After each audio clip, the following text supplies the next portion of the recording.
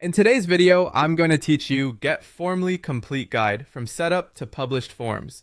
To get started, open your preferred web browser and search for GetFormly.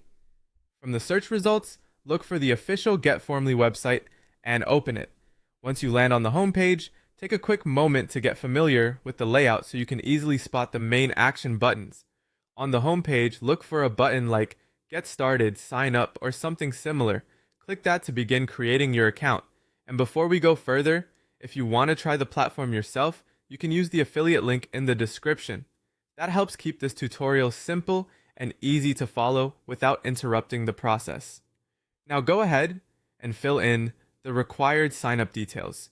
Typically, this will include your email address and a password. If the platform offers other sign-up methods, such as continuing with another account provider, you can choose whichever option works best for you. Once your details are entered, complete the registration process and wait for the account setup to finish. If GetFormly asks you to verify your email address, open your inbox and look for the verification message from the platform. If you don't see it right away, it may be worth checking your spam or promotions folder. Open the email and click the verification button, or follow whatever instructions are provided there. This step is important because it confirms your account and gives you full access. After verification, return to the GetFormly website, enter your login credentials, and click the login button, or the equivalent option on the page.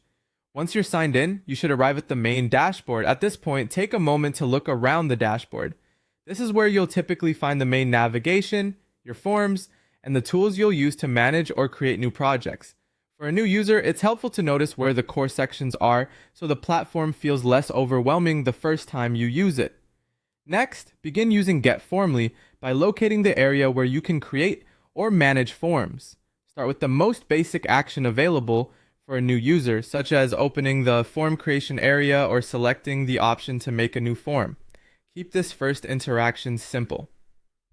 The goal here is just to understand where to begin and how the workflow starts after sign up. And that's it.